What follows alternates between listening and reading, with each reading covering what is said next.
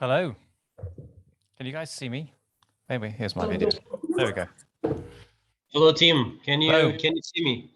I can see your picture. There we go. Now I can see you. I'm here. How are you? I'm good, thank you. How are you? I'm fine. Let's just wait like 3 minutes because some people here in Portugal have some issues to join us in our live. Yeah, no rush. Hello, everyone. Oh, I see some names I know. Hi, Sarah. Some good names. Some people I don't that are just generic. But it's good that you can see all the names. Usually I do this like as a webinar, and you don't actually see the names. Good to see everyone tonight. You will recognize some names from your group, Tim. Yeah, I saw some of my followers and people who've trained with me over the years, who, you know, there are certain people who you just get to know because they train a lot. You meet them at conferences, and it's great seeing them pop up. The super keen learners, always trying to pick up new things. Let me just check. Hello, everyone from Portugal, from UK.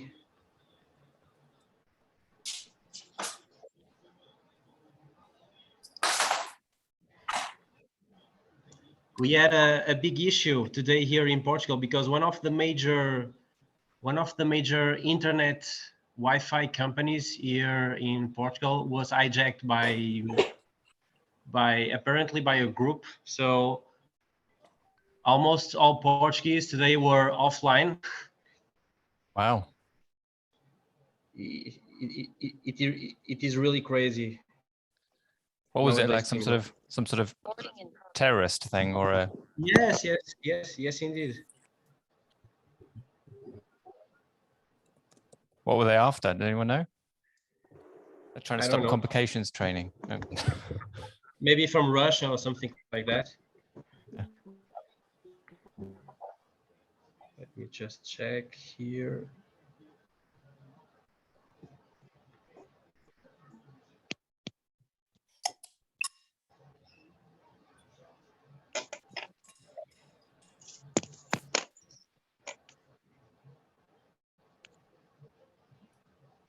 Are you going to record this as well? Yes.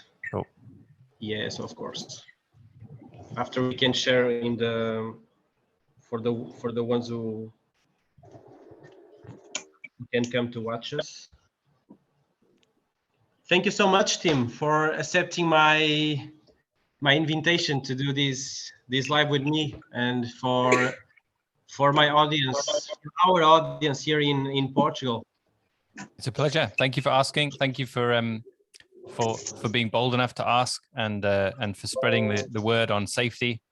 It's amazing to me. It still is amazing to me that people around the world, now talk so much about this. When I started, it wasn't spoken about at all until you left.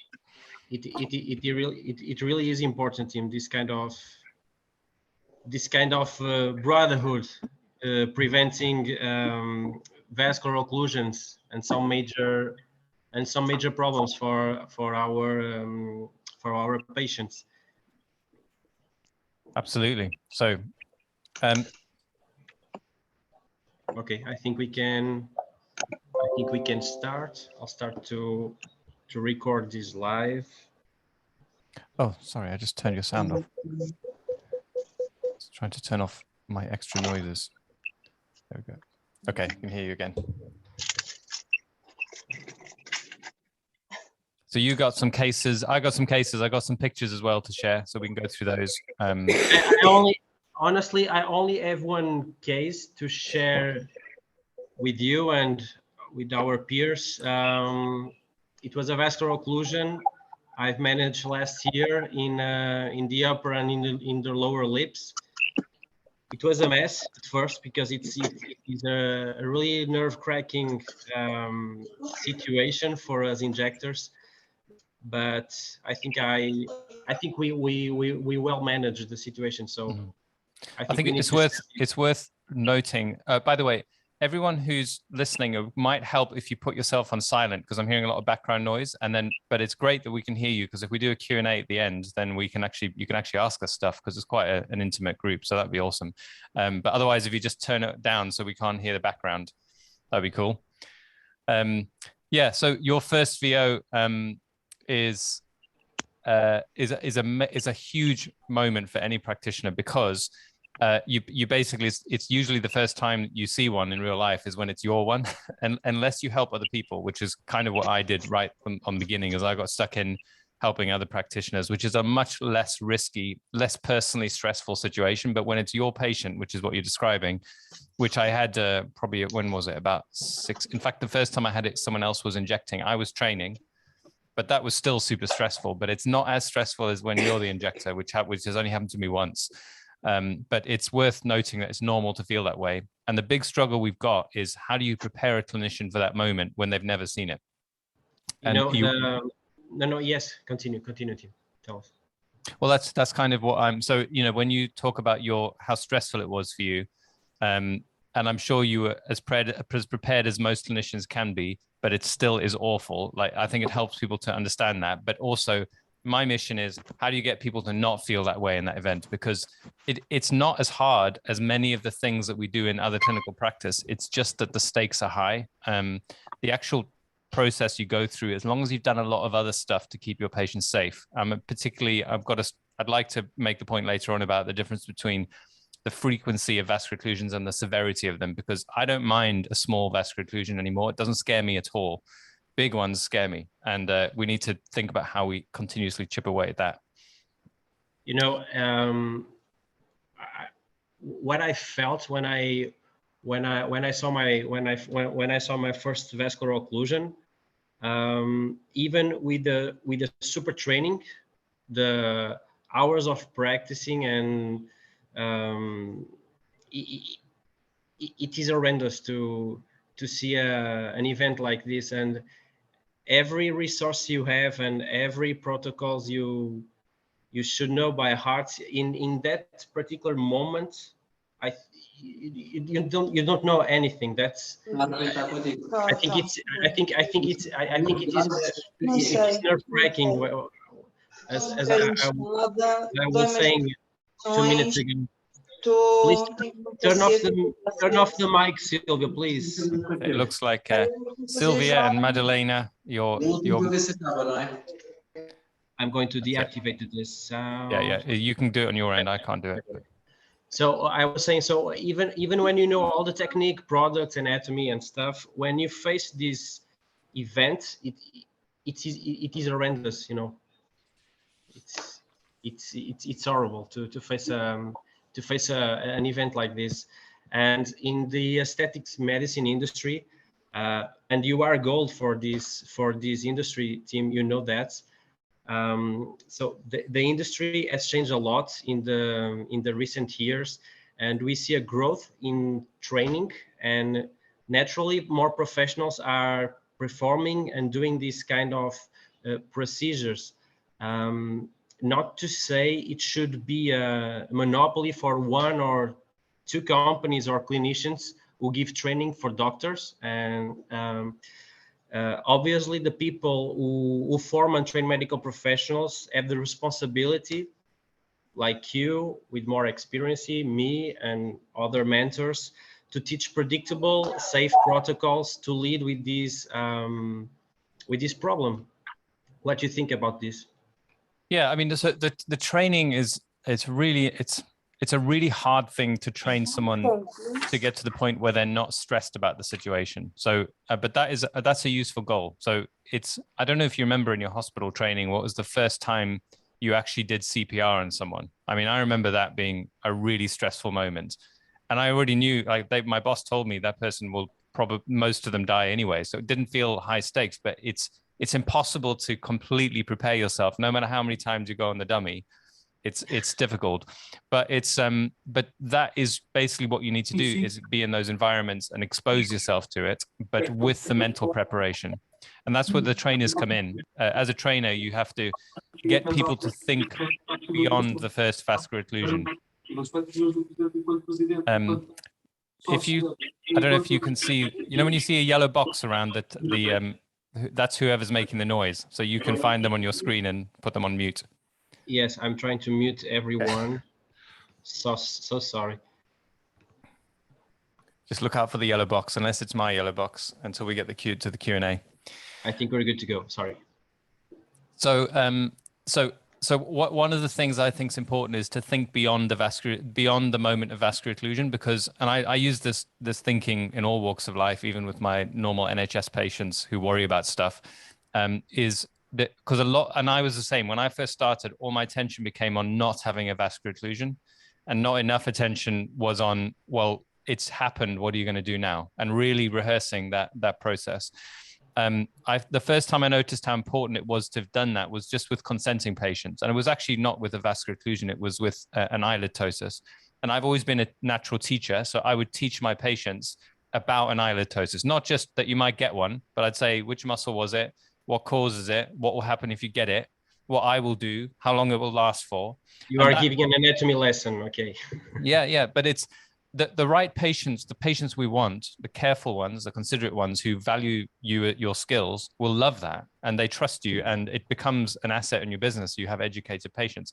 But what I realized was when I actually did have an eyelid ptosis, it was so much easier to manage because I've been explaining it for years.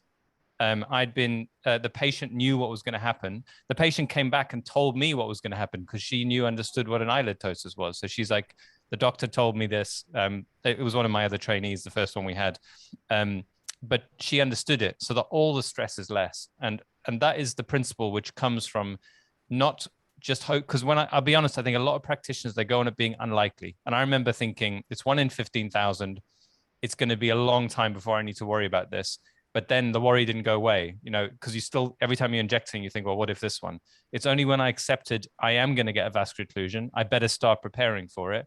There's a mental shift where you get better into the what happens after you make the diagnosis. And because everyone's trained, each time you consent a patient, they know everything. The first vascular occlusion, I'll never forget. Also, so much easier because we taught the patient everything. So at the point where we were looking down at this young girl who had a vascular occlusion in her lip, one of my first trainers, she might be here tonight. I saw a similar name, but fantastic clinician. If it is the clinician, I mean, I won't say the name, but she was unlucky enough to get one on a training day, which is a big blow for confidence. But we'd consented that patient, so all I had to do was refer back to what we just said. So do you remember? We were telling you about that small chance of a blocked blood vessel, and how if that did happen, we would have to do a reversal process, which might take an hour or so. I'm afraid you're very unlucky, but that's what we can see. And that's a lot easier than if you've brushed over and made it, like just handed the form and let them sign it and you haven't explained it, because then the patient's in a world of unknown. Like, what is this blocked vessel? What does it mean? Like, and the clinician is the same, and both of you get all stressed out. So the first thing I can say to prepare you for the stress is to teach. And teaching, it helps you and it helps your patient. And it's not scary if you do it properly. If you do it well, they think, wow, this is the best doctor I've come across, or best nurse, because they're actually taking the time to explain things to me. But it helps you as well. Do you try, Tim, to pass these protocols in your trainings in the UK for your doctors, for our peers? Yeah, so I mean, we provide the protocols with all our courses. Basically, every single one of them has the reference to what you do in an emergency and the protocols that come with it.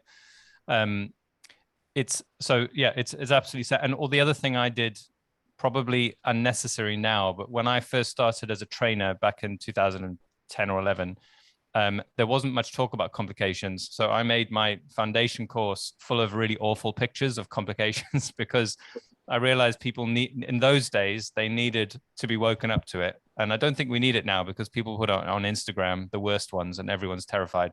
But that's the first key, because I believe those emotions, which you've already talked about, are a driving force. They make you safer if you integrate them into your practice and continuously ask yourself, how can I be safer?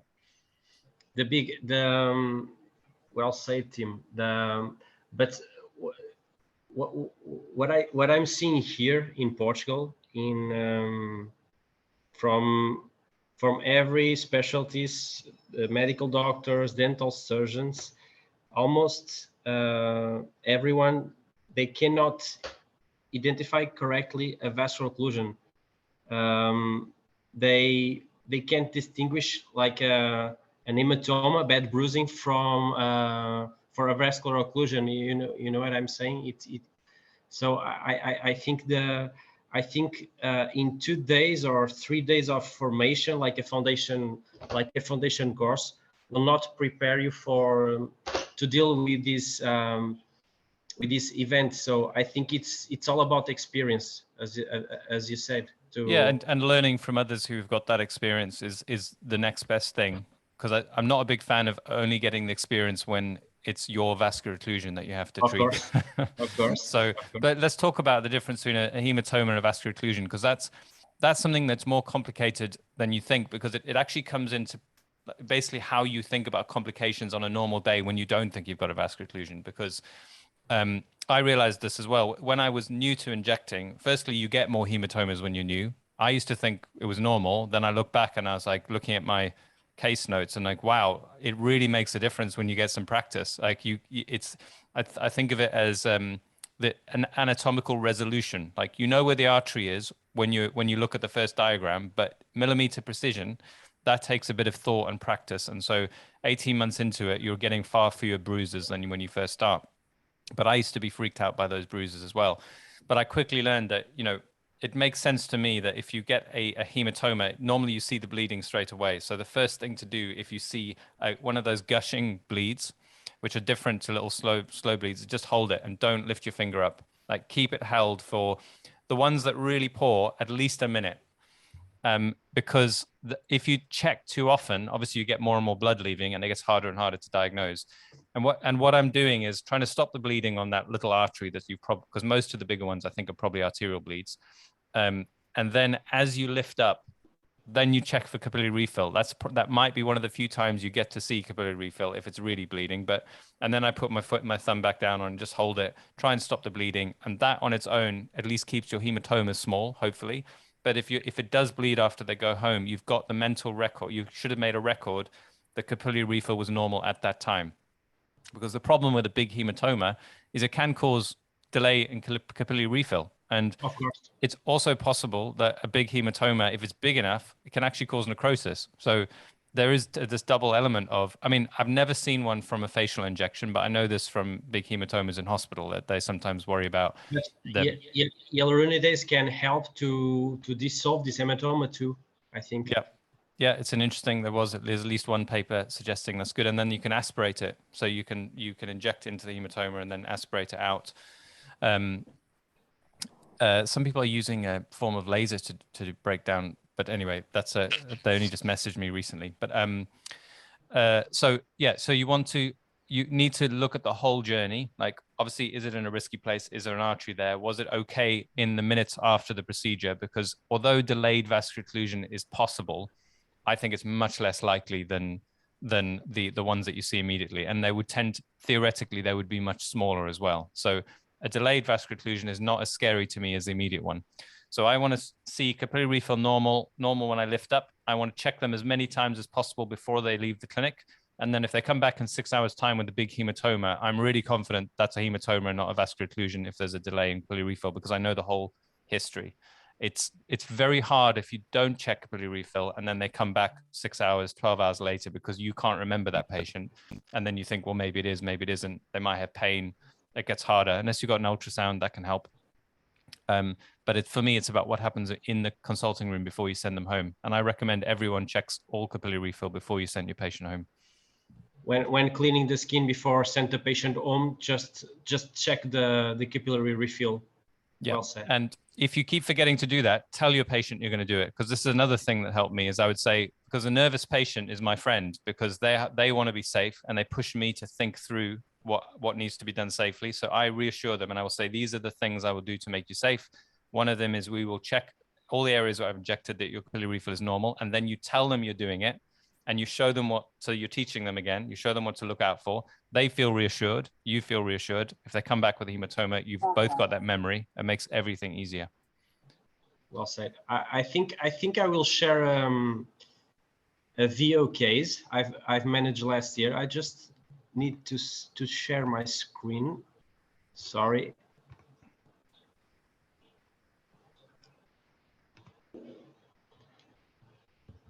So can you see the presentation, team? Yeah, everyone? I can see it. Yeah. So this case was shared by a colleague who tried to contact me to help me identify a possible vascular occlusion. The first image that was shared with me, I will share next. So this was not the first picture she sent to me. So this picture was immediately after the lip filler. It was the first time this patient she did lip filler. So we can see here these photos were immediately after the treatment. I was immediately concerned with the height, so the paler areas in the 4 sectors of the lips, maybe bruising, hematoma, but at this very point, the patient complained about light pain in the 4 corners of the lips.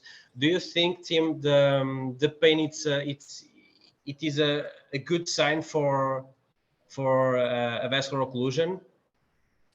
I don't think it's an amazing sign, especially in the first few minutes. I think you might get a bit more pain because blood vessels have more nerves in them than if you're injecting subcutaneous fat or mucosa. So that it does hurt a bit more as you're injecting, but that's very hard to differentiate. It's not always there. Sometimes you can block a vessel without that much pain. Most of the pain seems to come hours later, not in the first few minutes. So I think it's useful to think about, and I look for it as I'm injecting. I want to see, does this injection seem to hurt more than average by judging by their response, but it's not an amazing predictor, but it's worth paying attention to. So this picture, this photo was sent by the patient 3 hours after the lip filler, and at this point the pain was very strong in this region I've marked with the blue circle. This patient, she said she felt like numbness and coldness sensation of her lips, and the blanching, as you can see in this picture, the blanching was far from the injection site. That could be a good sign for a vascular occlusion. Do you agree, Tim? Do you mean a good diagnostic sign? Yes, I mean. Yeah, absolutely. And I mean, for me, the thing I always say is capillary refill is king. It's maybe not in noses, but in everywhere. We'll maybe talk about that later. But it's really, that's your main thing. I find it really hard from a picture. Sometimes if it's a bad one, you can see in a picture. But then I need to see the video. So I'll get any patient or any clinician asking for help to send the video. So we've asked the patient to do like the capillary refill to send us a video of this cap refill. But in the video was very, very sluggish, and the strong pain she felt at this stage, we've asked the patient to come and do a face-to-face assessment. And so our colleague, she asked me for help, and 2 clinicians can think better than one. I think when you are dealing with the vascular occlusion, you should be, I don't know if you agree with me on this, but you should be with, if you can, of course, with a more experienced injector to deal with this event, team.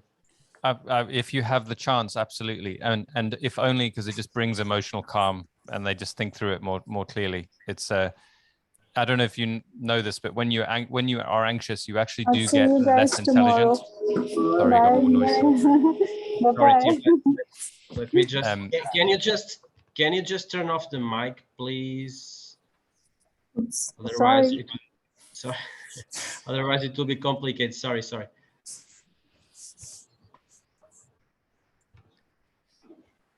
Yeah. So having someone there, even if they're not more experienced than you, someone who isn't directly responsible can often be very helpful because it's not on their head. Then they're less vulnerable. So you know, I've many clinicians over the years, I've seen the second person who arrives is incredibly important, even though they've not seen a VO either, because they just bring some calm. And that would be the first thing I would say to anyone is you have to stay calm. I remember making that decision as I turned back from my sink. I remember thinking, you have to be the calmest you've ever been now and go through this slowly and methodically, and not because some of your emotion wants to freak out and panic. So staying calm, very important. And the second person helps. If you've got an expert, even better. But we haven't got a system yet that guarantees that. So any friend who knows about VO might be helpful. And even if you haven't got that, I remember I had a clinical assistant who made dealing with my first vascular occlusion much easier, because she was just a calming force and get things and call people for me. So, you know, anyone could be helpful. Just, I would, like in life generally, don't do it by yourself if you've never done it. Just get someone else in the room. I think you have something very precious, is the vascular occlusion group you have in the worldwide. I mean, in the WhatsApp. So you have a very strong community of doctors and clinicians, and when someone has like a doubt about vascular occlusion, there is someone to help. I've tried to do the same thing here in Portugal for our Portuguese community, and it really works. When someone do like a lip filler, for example, and they don't know if it is a bruising or a hematoma or a vascular occlusion, there is always someone to help. Of course, some people are in Scotland and the vascular occlusion is in Manchester, and physically it's hard to do a face-to-face assessment.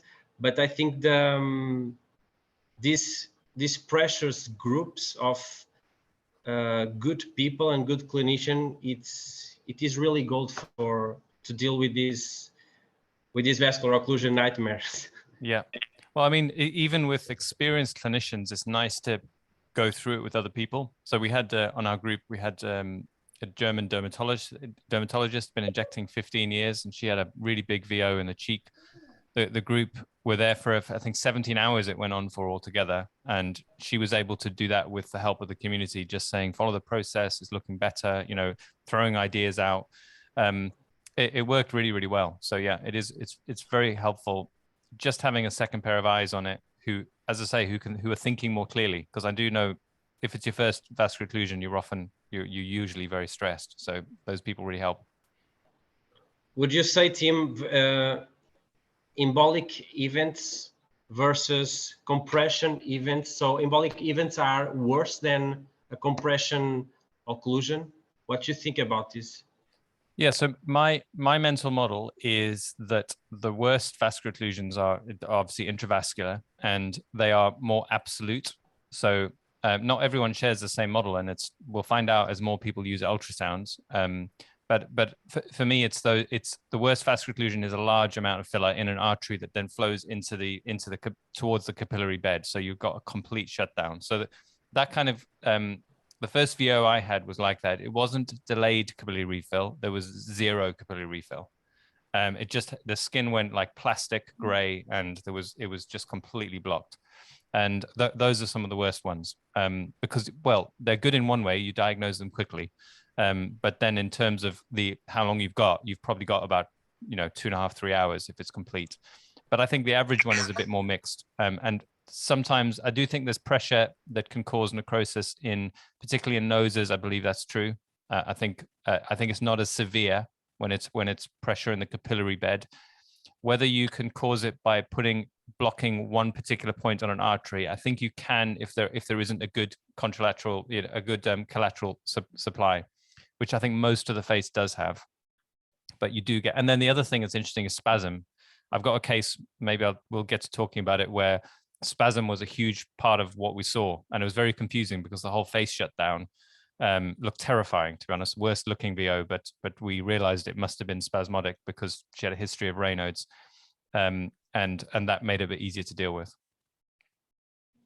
It is really interesting because other day I was talking with Patricia Oyol. Do you know her very well?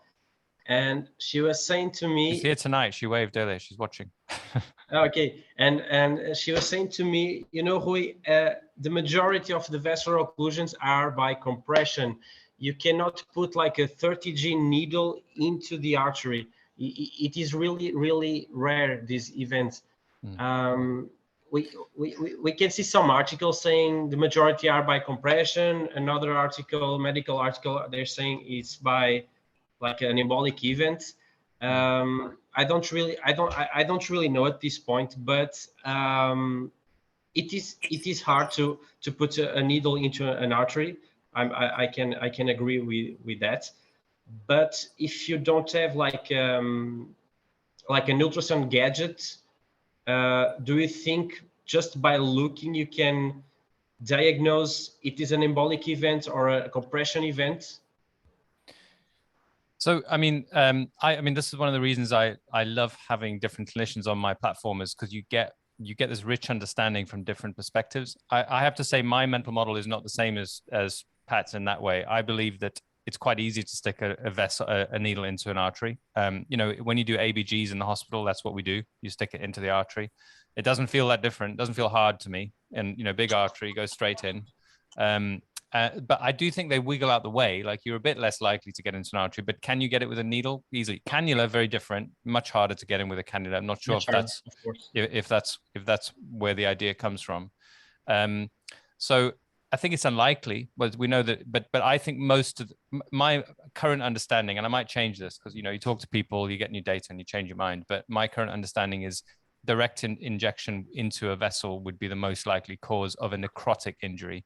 If it was compression, I mean, this I also learned from a surgeon. They sometimes tie off an artery and never untie it. Like, if you do a surgical rhinoplasty, they will sometimes tie off the columellar artery and never untie it.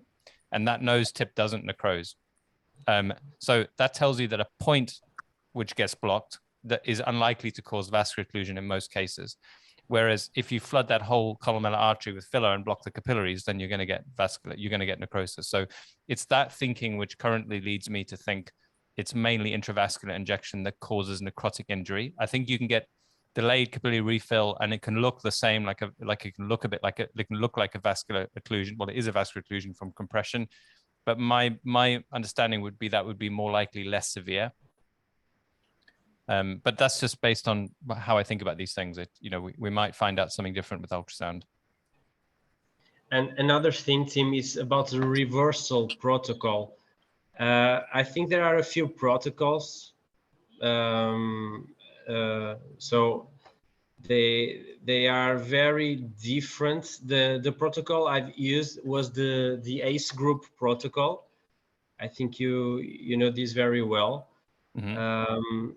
So they say to use the less, so the biggest amount of hyaluronidase in a lower dilution of saline.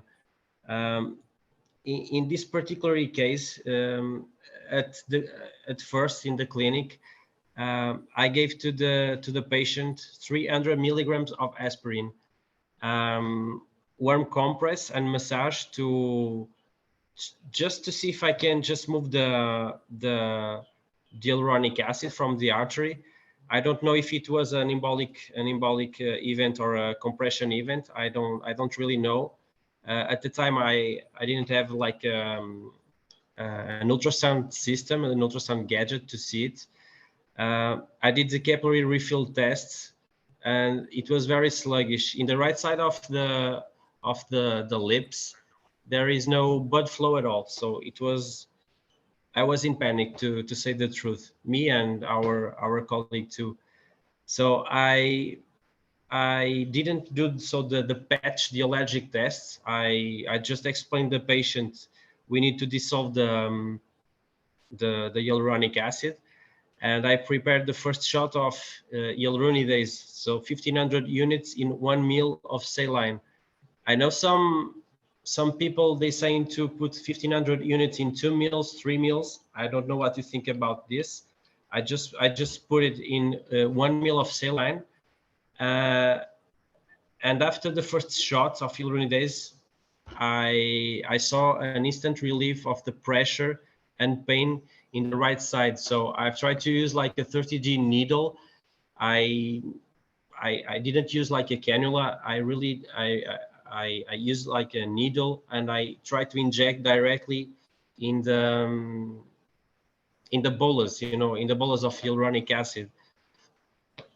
And it was curious because after the first injection, the patient felt like an instant relief of the pain.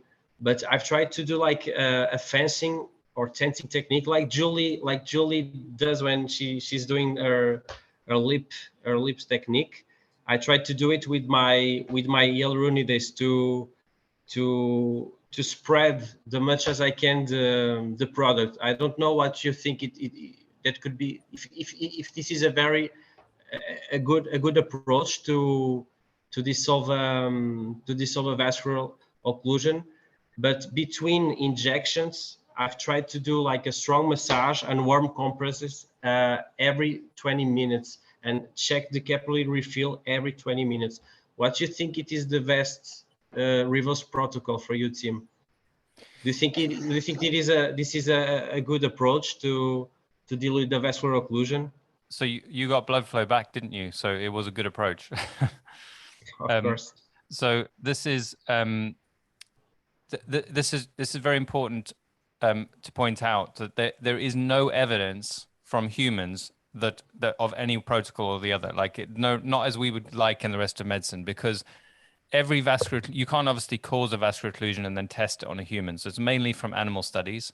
And then when you actually get into the real world, there's huge variations. There's different metabolisms, there's different people, different anatomy, different fillers, different amounts of filler being injected. You know, everything is so unique that I'm not a big fan of being too focused on the doses. In fact, I'm thinking more not so much protocol but algorithm. So what are the decisions you make repeatedly? And what you described to me was whether you use 2 mils or 1 mil. For me, my mental model is I want high concentration so that it diffuses by osmosis across the vessel wall more easily and into the capillaries if you think it's intravascular. And so it makes sense to use quite a concentrated version. The exception to that would be if you've got quite a big spread, like a larger vascular occlusion, and you haven't got that much hyalase, then you might want to spread it out a bit more while you get someone to bring you some more. Because in real life, because we support so many people through these things, it quite often is a problem how much product you've got to dissolve. Not everyone has 10 vials of hyaluronidase. They often have 2.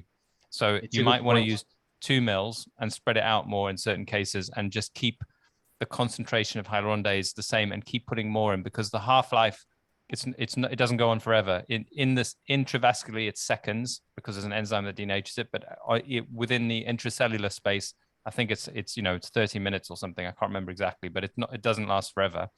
So I like re-injecting it, and that could be a reason to spread out your dose. So you should always. Sorry, you should always consider the bucket. So the bucket rule. So you have. Sorry, can you put your mic off, please?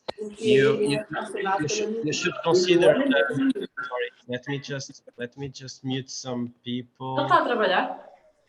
Tá, trabalhando. Desliguem o micro, por favor. E a menina fica com a Gisela lá na clínica? Não. Sorry. We are a very loud person here in Portugal. Sorry. Well, if you know my wife, I like loud people.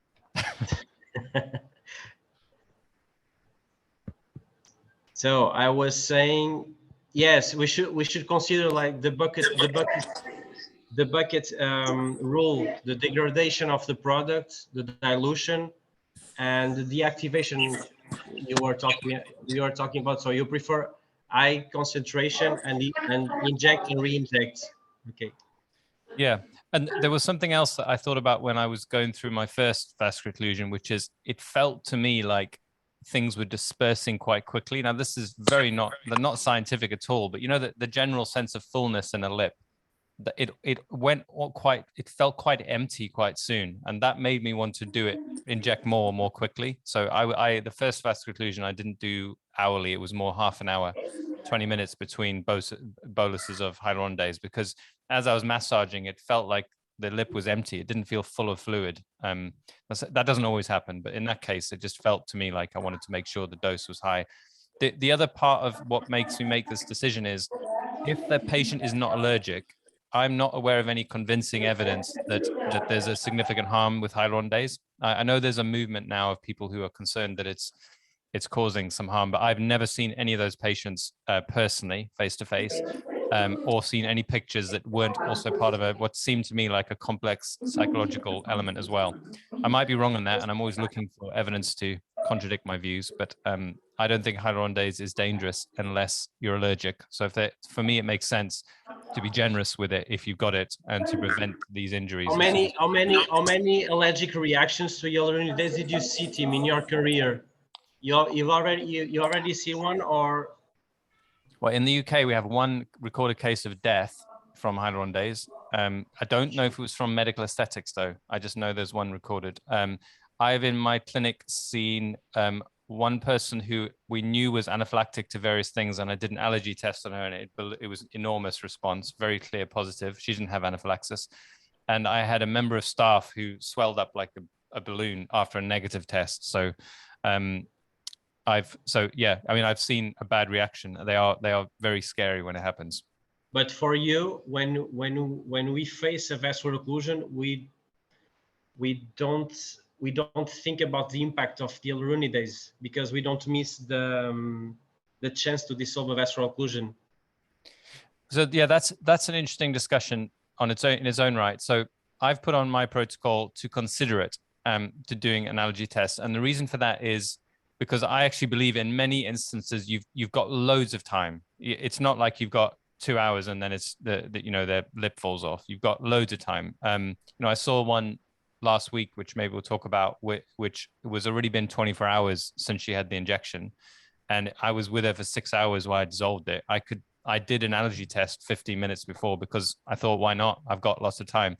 Now that's also with the caveat that I've done hundreds and hundreds of these tests in my clinic and then treated people. So I'm better able to differentiate between the erythema that you sometimes get and a true allergic reaction. So I've seen big welts come up from an intradermal test, which I know what they look like now. Now, when I first started, anything that was slightly pink, I wouldn't want to treat. And most of those are not allergic reactions. So I do an allergy test, but I have a much wider much more experience than someone who's just starting, who might see a little bit of redness on an arm and think it's allergic, and then not rescue someone who's having a VO. So that's the downside with doing the allergy test. And that's why I don't know the numbers of what proportion of people who have a positive are actually anaphylaxis and what proportion of people have pink in their arm are fine. So I don't give it as black and white. You should always do an allergy test. But I think if you have a lot of experience, it makes sense to do it because it's one more thing that might give you a piece of valuable information. And because we're about to use a lot of hyalase, it's not like we're putting a little bit in. If you've got a vascular occlusion, you might put 3 or 4, 1,000 units in, and so it might help to know if their arm was swelled up. Did you see the case of Dr. Stella? She managed a vascular occlusion in the chin, I think, with 26 or 28 vials. No, my mistake. 49 vials of hyaluronidase. So at this point, with 49 vials, we should consider like an impact of the hyaluronidase in the system of our patient. It was a very stressful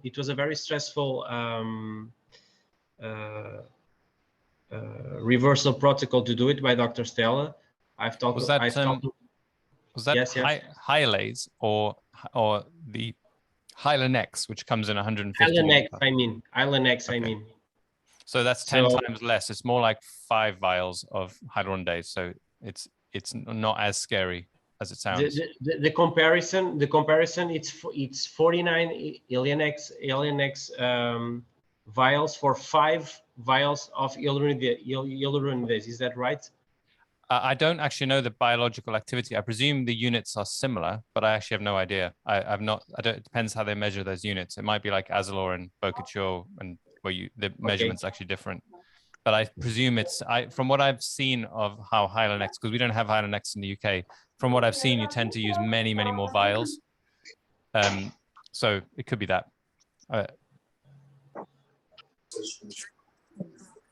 Can you hear me, Tim? Yeah. Okay, can you hear me? Let me just mute some. Oh my God. There is an option maybe to mute everyone. I don't know. Nice. We've got children watching. Sorry.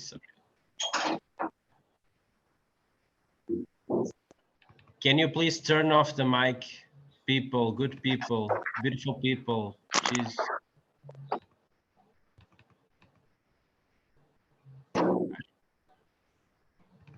I think we're good, maybe. Sorry.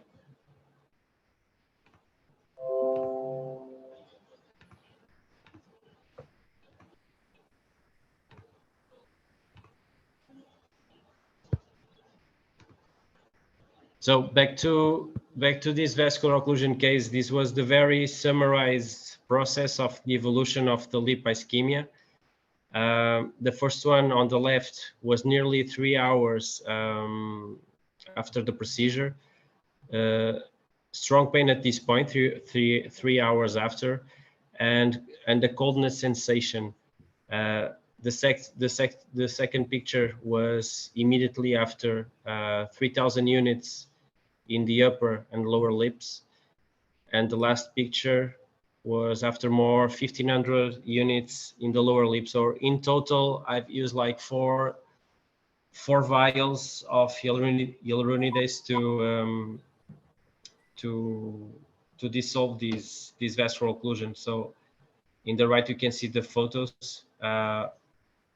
To be honest with you, Tim, I don't know if it was a big major hematoma that provoked that sluggish blood flow, but with all that blanching zones and areas, I presume it was a very strong vascular occlusion. So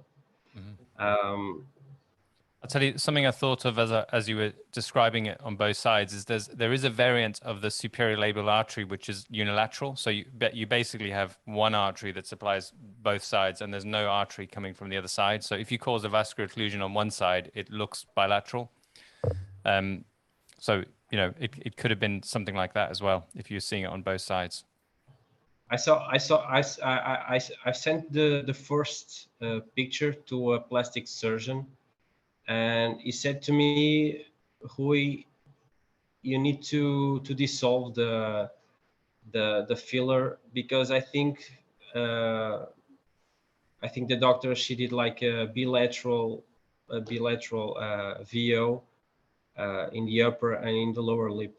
I know she used like a needle technique. She bent like the needle, and she did the approach from the wet mucosa. So I think it was not a very good approach to do a lip filler. But maybe she did it a vascular occlusion. But at the end, the important with that blanching areas, the areas of pallor, the coldness and the numbness sensation, I just go forward and try to dissolve the product. That was my approach. Yeah, and she didn't get any necrosis, so it's a good result. I mean, it is hard if it's not your patient to be certain in certain cases whether it's a bruise or a vascular occlusion or a hematoma. And I've always been on the opinion that if they're not allergic, the risk is less to treat it as a vascular occlusion anyway.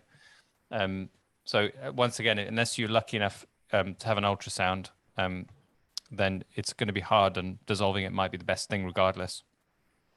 And now, do you think, Tim, with an ultrasound gadget, it's always it's a reliable gadget to to detect the right spot of the vascular occlusion? Like you can do like a Doppler or something like that, and you can identify. I've used mine now in 2 vascular occlusions, and Okay. I haven't had that experience yet, but I must be very open that I consider myself new, like complete novice with ultrasound. Like I know the anatomy, but I've only to use it in 2 vascular occlusions is not exactly super experienced. So I don't know, I might be missing something. Ask me in a year's time, I might say it's easy, but I could not find the exact location.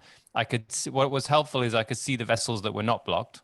The one that was most interesting to me was the full face occlusion. I mean, when I walked into this clinic, it was shocking. I was like, this is the worst vascular occlusion I've ever seen, because she was mottled from top to bottom and both sides, and you know, very upset and all this stuff. And when I started scanning her, I could see the vessels in all the places. So they were small though, and I could also see the filler. So she had nasolabial fold injected, and I could see where the filler was placed on the periosteum, and I could see the vessel just above it pumping, but still had this look like a vascular occlusion. So this is what led me to believe it must have been a vessel in some degree of spasm. And I'm not experienced yet to know how big those vessels are and whether they were appropriate, you know, whether they were constricted or not. But maybe it was spasm. She did have Raynaud's syndrome, so I treated her with a calcium channel blocker, and we did a lot of massaging, and it gradually improved, and everything came back. She had no skin breakdown at all. And there was one place where the capillary, I did interestingly, I found capillary refill test more useful than the ultrasound, because what I could do with capillary refill is put my hand over her whole face, compress everything, and then release, and see where the little blood flow, where it tended to come back last. And we found an area just where she had been injected, just here above her oral commissure. That was the last place to refill. And so we focused our attention on that. And, you know, I could still see some pumping there with the ultrasound. It was just a bit less. So it wasn't as black and white as I was hoping. You know, I was hoping to see this blood flow all the way and then suddenly stop and see a vessel end. And I couldn't establish that. Maybe I can with more practice. Of course. When for us professionals, if we don't have like an ultrasound gadget, I already have mine. To be honest, I don't do face mapping before each procedure I'm doing in my clinic. I try to train with my ultrasounds, and if I have a vascular occlusion, definitely I will use it to help me manage that in that particular situation. But for the professional who don't have the expertise and they don't have an ultrasound gadget, the question is where to inject the hyaluronidase. So you can imagine where is the embolic event, so the hyaluronic acid provoking the compression, or the embolic event. But you would say injecting all over the place, it's a good approach to dissolve a vascular occlusion. And if it is better to do it with a needle or with a cannula, or both together, what you think about this, Tim? So I think it's the way I understand it. I mean, if you know exactly where the occlusion is, then you should focus a lot of attention there, obviously, and you should probably put it in at least some of the time with the instrument that you initially did put it in with. Might help. The thing about cannulas, though, is that they like to stay in one plane, and so they don't really traverse, like go across things that easily. And it might be fine if that's where the occlusion is, but a lot of the vessels are permeating through the tissue from deep to superficial. And so it makes sense to me. And I don't know if you've noticed this with reversing lips. Like I used to, sometimes I'll try and reverse a lip, like normal elective reversal with a cannula to decrease the pain. And then you have to bring them, sometimes you have to bring them back and do it again. And I switched back to needles after that experience. And it was interesting because my mental model of hyaluronidase was that it permeates very easily through all the tissues, but I didn't seem to find that in every case. And I don't know for sure whether I'm right, but I liked that with a needle you can cross the layers more easily. So, but I don't have a strong opinion on that. I think if you're putting enough in, it's probably. I think as you are thinking about this, Tim, because the two vascular, the two vascular occlusions I've managed in my career, I've used I used a needle. So because I was thinking with a needle, I can inject in the subcutaneous layer, of course, and maybe in the intra-arterial layer too. So I will spread the product all over the place. The thing is, with the needle, of course, we'll have more bruising and hematoma, but at the end, the point is to reverse a vascular occlusion. We are not thinking about the hematomas and the bruising after this. And as you said, with the cannula, we are in the same layer. So if you are using an ultrasound, you can detect precisely the spot of the vascular occlusion, and you can go with the cannula. But I think it's so much easier with the needle. So I'm with you on this. I think it's a good point though around the trauma to the patient, because often in real life it's a real difficulty how the patient is responding. And so you might choose to switch to cannula for some of your injections if you're repeating it in the same place, because it can be so painful. This is particularly bad when the vascular occlusion is old. You know, when you're 9 hours, 12 hours, 24 hours in, it's agony to inject. And that's also one of the times where I would use lidocaine if I can, but you might choose to use a cannula for some of those because it hurts less, because it can become a barrier to actually doing the process. So before injecting hyaluronidase, you will inject so lidocaine, or you inject after, or you inject during the process? Yeah, I mean, once at the beginning, and then because obviously you can overdose with lidocaine, so you may, if it's going to go on for 6 hours, you wouldn't do it with every pass of hyaluronidase. You do it once and then try and unblock it, and then maybe do it. You know, just keeping an eye on your total dose. So the point at the end, Tim, it's to really reverse like a vascular occlusion. It's the worst nightmare for us injectors. Even when we know the anatomy, we think we know the anatomy, and we think we know all the technique that event can happen for the newbie injector for the most expert injector. In my career, I only managed like 2 vascular occlusions. One occlusion was an occlusion provoked by another colleague, and another occlusion, it was made by myself. It was in the chin, because I've injected with the high pressure, last patient of the day, and I was hurried to return home, and I just injected with the high pressure, and I provoked like a VO in the chin. So it is really painful to watch an event like this. So yep. I think funny, my VO was also last patient of the day. I don't know if it's a moment of where you just think, oh, it's over, the danger's over, let your guard down, and then it happens. Yeah. So I think for us injectors, we should follow more of your work. You are really gold for this industry, team, because you are you give so much content, so much valuable content for us for free in your YouTube channel and in your lives.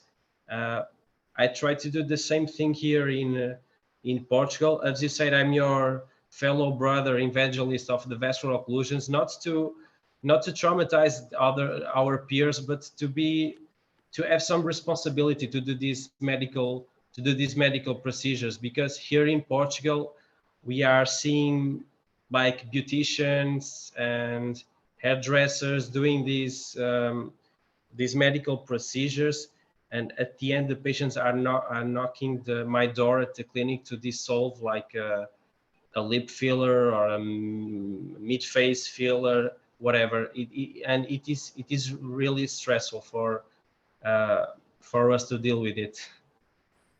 Yeah, it is stressful, but it is, if you're interested in complications, I mean, I try and help as many as I can, because you learn something from every single one. They're all different. There's always something that makes you better. So I understand people who don't want to take on the risk, but if you are interested, helping your colleagues or any patient is really valuable. Especially I think you have a very good resource.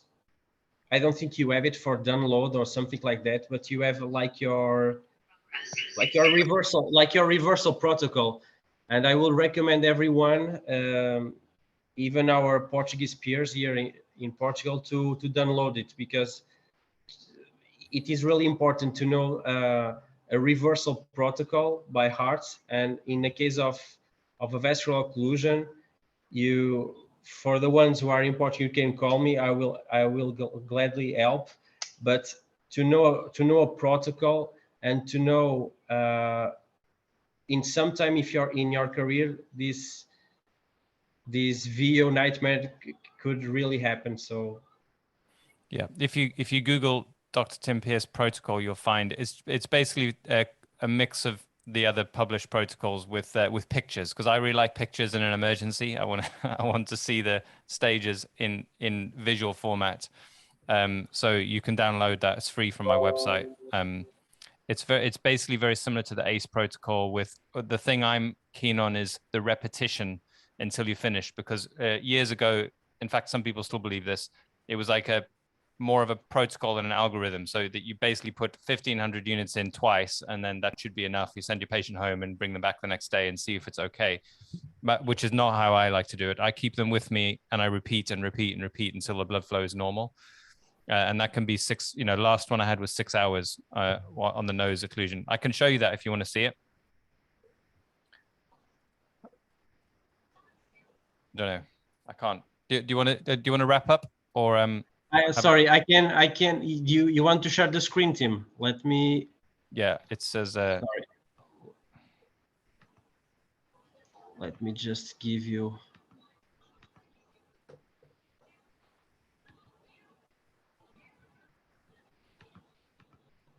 It is really complicated, Zoom. Jesus, Instagram Live is so much easier. Let me just.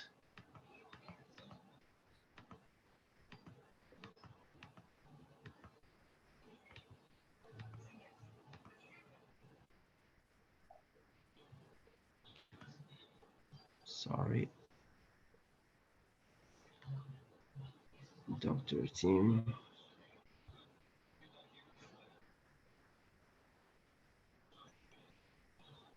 We are talking for almost 1 hour. Let me just give you. Time flies when you're having fun. Time flies.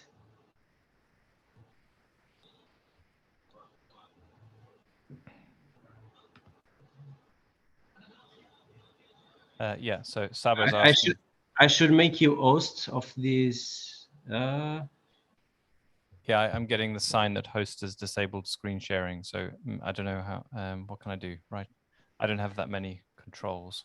Can you ask me to be a host or something like that? Because I'm trying to give you. Let me check. I don't think I have any special privileges over anyone else. I can't think. So I can click screen share, but it says host has disabled participant screen sharing. Sorry. Wonder if I could maybe do it on my iPad.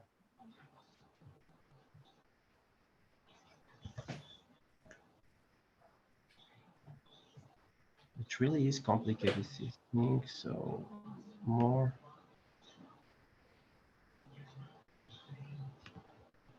The thing. So a couple of the cases that I get involved in, they tend to be more severe. Like back 5 years ago, every lip occlusion, you'd end up getting involved. But most people can deal with the small ones now. So the bigger ones, or for some of the situation, they become harder. I think Patricia was saying something in the chat. Compressive embolic risk has a few variants, but might be the same rate. Depositing within the lumen of a vessel is what I don't believe to be the most cases. and definitely more difficult to reverse. Also, capillary vessels have no muscle tunica, no spasm, no vasoconstriction. Only clinical sign of capillary bed is refill. Okay. It's a good point. I'm so sorry, Tim. I don't know how can I. I don't know how well this will actually work. There is. So yeah, I mean, I don't know if that's. Let me. I might be able to make it look a bit better. I'll zoom up as well. No, it's perfect. Just try to down a little bit the camera. Oh shit. Okay. Yeah. So I mean, this case, there's all sorts of things that went wrong with this case. Mainly that it was diagnosed as a cold sore because she got blisters after 24 hours. But it's obviously a very large VO. The thing that I like about it is in terms of in terms of learning, is first you've got a lot of people don't map out where that artery is leading to if it's occluded. So you get very distracted by the bit that's that's pink, that's now white, and you don't map out where it's going, because this artery, you can see it's going all the way up to the tip of her nose. And also the superior labial artery gives off the columellar artery, and the columellar artery also gives blood supply to the septum. And so it's very easy to get all distracted by the lower half and not check for blood flow in the tip of the nose and the septum. So, but the first thing is, when you have a VO, make sure that you're thinking, where do these arteries go to and where else can you check? Because in the heat of the moment, people they get tunnel vision and they only focus on the main occlusion until it gets worse. So that's the first one. The second one is most of the worst vascular occlusions, with the exception of one where they followed they just did 2 vials of Hyalase and then sent them home, and then they didn't keep them with them until the blood flow was normal.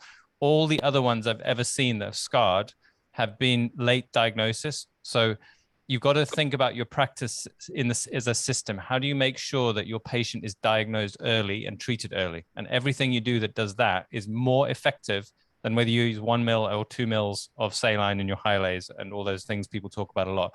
So you want an educated patient who can check their own capillary refill, who knows the signs, and you need to check them before they leave, and they need to be able to contact you. And if all of that goes well and you can get them in front of you and you have hyaluronidase in your drawer, you're in the best case situation if that's within minutes rather than hours, especially not days. You can see, obviously, this was totally not managed at all. So the middle part of her lip fell off, which is what's in the second picture. The other one I was going to share is, sorry, that's my little you're not able to see that, so I'll skip over it. So this case as well really got me thinking about the difference between severity. So all the nose occlusions that I've seen that worry me I've been done with a cannula, and I think that there's an important distinction to make between what is severe and what is frequent. I think we focus on decreasing the chances of a vascular occlusion, but sometimes in some places, when it does happen, it means it's much bigger. And I believe that's the case with noses. It's very hard to prove because the data is hard to gather, but I see these large vascular occlusions where people have used a cannula to try and be safer. So you got to ask yourself, when you're injecting in high risk areas, how big is the amount of filler you're putting in before you've checked that there isn't an occlusion? And cannulas tend to make that volume a bit bigger. So I would just be double checking, do small amounts, check it, and then do a bit more. This is the one I saw last week that was... it was the case you reversed last week. Yeah, so this is how she was basically when I first walked in. So she already had skin breakdown. It was 48 hours since the procedure. So this is someone, very good doctor, known quite well, but down in London, and she is an extremely successful business person. Gave me some great business advice while I was talking to her for the 6 hours.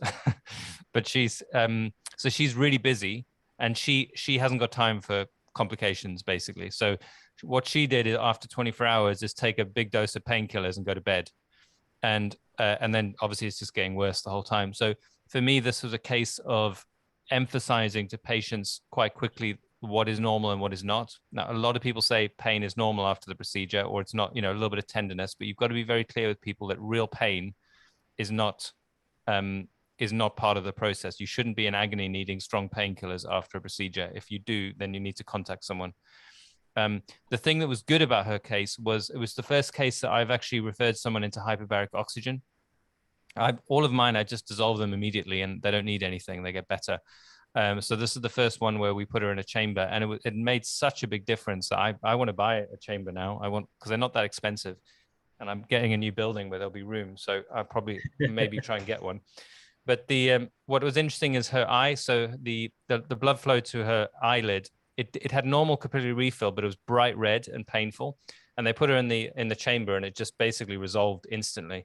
And it just looks so much healthier just after one session. So she did about 4 sessions, and this is a recovery after 1 week. So it's only just happened a couple of weeks ago, and she's made like a tremendous recovery, which is something else actually, which I want. I kind of want people who are particularly anxious about complications to know. Let's get myself back in the screen. Slightly low now. I'll come down here. Sorry. Is that if you get it early and you treat it well, even the ones that have a little bit of breakdown, they actually do heal pretty well. And especially if they're small, you don't actually need to think you've ruined someone's face if you have a small vascular occlusion. Now, that doesn't mean you should chill out about it, but I've just seen amazing recoveries, and it's really encouraging to show people that, you know, if one of your colleagues asks for help from you, and you know, they have a little bit of skin breakdown, to be able to give them that reassurance that this is probably going to recover quite well because you're treating it, and you can use the PRP and resurfacing. And most people, it doesn't ruin their life like you think it will. You know, they recover quite well. No, the thing is the sense of community here between colleagues. It is really important, because here in Portugal, I don't know in the UK, but here in Portugal, so doctors are afraid to share like a failed case with someone. You know, if I have a vascular occlusion, I will immediately ask for someone to help me. I already manage a few, unfortunately, but I will ask someone, even if it is a newbie injector, I will ask someone to help me to put the things straight in my head and try to help me to dissolve a vascular occlusion. So I think the sense of community as you've created in the UK, it is really important for us to manage this situation. So yeah, well, I mean, you're part of that movement. If you're talking about having VOs, I remember when I first started, same feeling. It was like if you had a VO, it meant you were a bad clinician. And in fact, I had a New Zealand nurse reach out with me recently and show me what it says in New Zealand about complications with dermal fillers in the nursing environment, which is complications are caused when you inject badly. It literally says in the guidelines, and obviously no one wants to talk about their complications because they think it means they're a bad practitioner, and it's not the case. You know, obviously there are people who have VOs 3 times a year, and you shouldn't be doing that. But if it's once every in a while, then that's normal. You can get better, and you can always make it safer. But just to talk about it, it gets it out in the open, and it makes people basically get the help they need, because they don't mind reaching out because they don't think you're going to judge them. Thank you so much, Tim, for these 1 hour and 15 minutes of knowledge, share of experience for free. It is really gold for us here in Portugal and worldwide. Please continue with your work, and I think people should follow you, your amazing work you are doing in your Skin Viva Academy in the UK and in the internet. So thank you so much in behalf of our Portuguese team. Thank you, and thank you again. It's a pleasure. Thank you all very much for coming and for spending your evenings getting safer wherever you are in the world. Some of you may not be evening, but yeah, appreciate it. Thanks for inviting me, and I'm sure we'll. Hello, Patricia.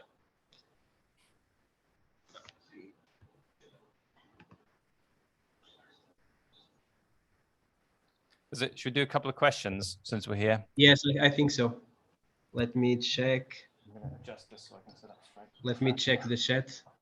I think I give you the, I unmute you, Patricia. I think you can. Uh-huh. Let Hello, me just hello. check. I'm eating chocolate.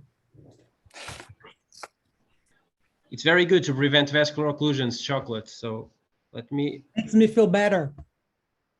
I know. Let me just check the chat. If a person still wants to re-inject after vascular occlusion, how much days after can we do it? What do you think about it, Tim?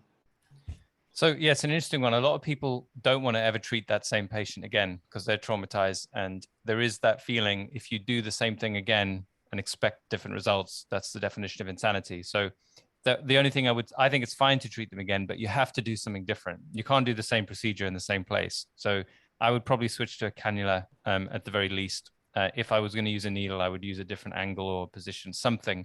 In one way, they could be safer than average because at least you know where the artery is for sure because you've blocked it. So if you know which injection it was that caused the blockage, then you know not to inject in the same place. But a lot of people just feel too stressed. And that's the other element, which is it too stressful for your patient to go through that again, or for the clinician? Because I would say it's okay for you to make the decision that you feel uncomfortable, even if someone else would be happy to do it. If you don't feel safe, then you can leave it. I think well said. I think I have another question for you, Tim. If there is a pus redness on the injected area, nose, for example, after 3 days, would that be vascular occlusion or infection or both at the same time? What do you think? That is almost certainly bacterial overgrowth from pressure. I see that now because I made a YouTube video on it and I get sent pictures all the time. It's not as bad as a proper vascular occlusion that I don't think you get. Depends. I'm not seeing all of them, but they don't seem to break down as aggressively. But it's essentially a pressure sore. So you're increasing the pressure in the nose beyond the capillary pressure, which is not that high. It's only like 20 millimeters of mercury, and then the bacteria, the anaerobic bacteria, start to grow, and it's the skin is struggling, and it usually goes red.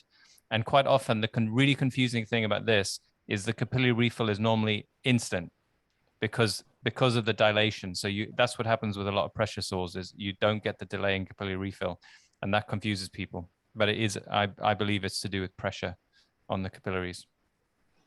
I think we already talked about that. So what do you think about ultrasound with Doppler to detect a VO at the moment of the filler? Yes, ultrasound, it's a very good gadget, I know, to detect these VO cases. Honestly, to do a face mapping, I don't know what you think about it, Tim. I simply don't do it in my clinical practice, but I think it's a super resource to help us to deal with the vascular occlusion. I think it's nice to do if you're going to do a risky injection, like a large bolus anywhere. Mm-hmm. I've never had an occlusion or even seen one of my delegates in the nasolabial fold, but a high volume injection on the periosteum. I have, but it was the infraorbital artery got occluded, which I think is bad technique. I don't know if the ultrasound would have helped if you're injecting in the right place. But I scanned Miranda and I found, because she had a positive aspiration when treating her temple from one of my colleagues. So I scanned her when I got my scanner, and she's got an artery right where we inject, the swift points, 1 centimeter up, 1 lateral. Her artery's on the periosteum right there. So that makes me want to do a scan for the bolus injections. So particularly temple, nasolabial fold, maybe chin. I did actually have a delegate when I first got my ultrasound. I scanned her chin. We had a positive aspiration, and then I scanned her, and she had an artery right in the midline of her chin as well. So there are these situations where I think that I'll do a quick scan when I'm doing a bolus on the periosteum. I don't feel that same with a cannula, in the cheeks. As long as you're being gentle, I wouldn't be scanning everywhere. But I think when you're doing a large volume, it might be worth it. I wouldn't call that facial mapping. It's not like I'm scanning for every artery in their face. I just pick a couple of points where I think it's worth doing. I also think it's worth thinking about how long that would actually take if you applied it to all your patients. And I mean, I have a clinic with, 5 or 6 doctors working. I would have to halve their pay or double the price for everything if everyone was going to spend half an hour scanning everyone's face as well as the procedure. So, I mean, it's possible, but I mean, it would actually, it would effectively put us out of business. I couldn't do it. So it would have to be something different, an occasional quick scan, a quick scan before a dangerous injection, not every area of every person's face. I think we have another question, maybe the last one.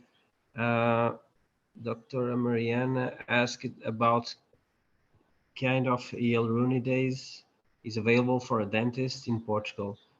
I'd also like to know about this. So if you are a dentist, Mariana, you should see like a medical supplier to buy some vials of hyaluronidase. I can send you some numbers you can call, and it is really easy to buy hyaluronidase. The question is how many vials you should buy it. One last question for you, Tim. What do you think it's a good amount of vials to have in your own clinic in a case of a vascular occlusion? 1 vial, 2 vials, 30 vials, 50,000 bucks in hyaluronidase. What do you think about it? So I have it has gone up for me over the years. I used to carry 1, and I remember thinking I was really safe because no one else seemed to carry Hyalase, but I had it.